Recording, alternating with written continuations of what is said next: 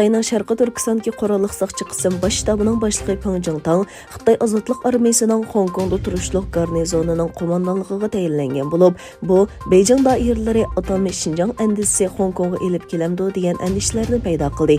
Xabar qilinishicha, Markaziy harbiy ishlar komitetining raisi Shi Jinping Hong Kongda turishliq qism qo'mondonlik shtabining tayinlash buyrug'iga imzo qo'ygan. Analizchilarning ko'rsatishicha, Peng Jingtang Sharqi Turkistonga yo'tkilib borgandan keyin rayonda terrorlikqa qarshi turish nomida Uyg'ur va boshqa musulmonlarni bostirishga qo'mondonlik qilgan bo'lib, uning Hong Kongga yo'tkilishi Shi Jinpingning doiralarining Hong Kongdagi namoyishlarga endi rahim qilmaydiganligining bir signali ekan.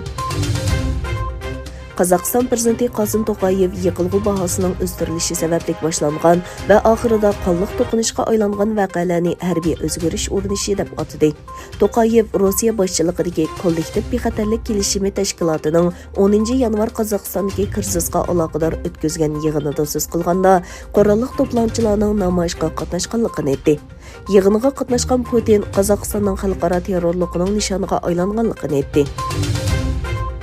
Bosniya-Hersegovina diplomatiya ministri Besira Terkovich Rossiya, Xitoy va Serbiyaga diplomatik ultimatum topshirganligini e'lon qildi. U bu davlatlarning atalmish 9 yanvar Serbiya Cumhuriyeti kuni programmasiga vakil avatganligini aybladi. Terkovich mundaq dedi: Rossiya, Xitoy va Serbiyaga berilgan diplomatik ultimatumda bu tabriklash faoliyatlariga rasmiy qatnashishning Bosniya-Hersegovinaning ichki ishlariga og'ir aralashishdan derak berganligini ta'kidladi. Daniya harbiy bexatarlik va axborot idorasining boshlig'i Lars Findesning bir oydan buyon qamoqda ekanligi o'tirg'a chiqdi. Egilanishicha, bu deloga aloqador tekshirishlar maxfiy elib berilayotgan bo'lib, taratqularga qo'yilgan cheklama bekor qilingandan keyin ondan jamoatchilik oshkorlangan. Ma'lum bo'lishicha, 2020-yili Daniya davlat mudofaa axborot idorasining uchur liniyasidagi xom materiallarning Amerika davlat bexatarlik idorasi bilan o'rtoqlashganligi va Amerikaning maxfiy uchurlarga erishishi mumkinligi o'tirg'a qo'yilgan.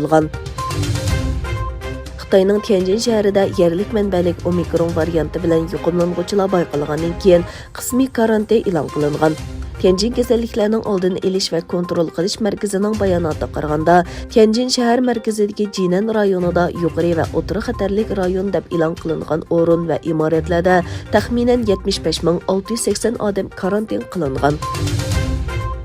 Amerika va Rossiyaning yuqori darajalik diplomatlari Janvada uchrashib, Ukrainadagi jiddiy vaziyatning kuchayishini muzokara qildi. Bu hafta Ukrainadagi ziddiyatni pasaytirish uchun diplomatik faoliyatlar ko'paydi. Afg'onistonning sharqidagi Nangarxar o'lkasining Lalpur rayonida minomyot o'qi portlagandan keyin 9 bola hayotidan ayrilgan. Yerlik doiralarning portlashning Lalpur rayonining Pinangan yesida bir kishining minomyot o'qi bilan o'ynayotganda yuz berganligini e'lon qildi.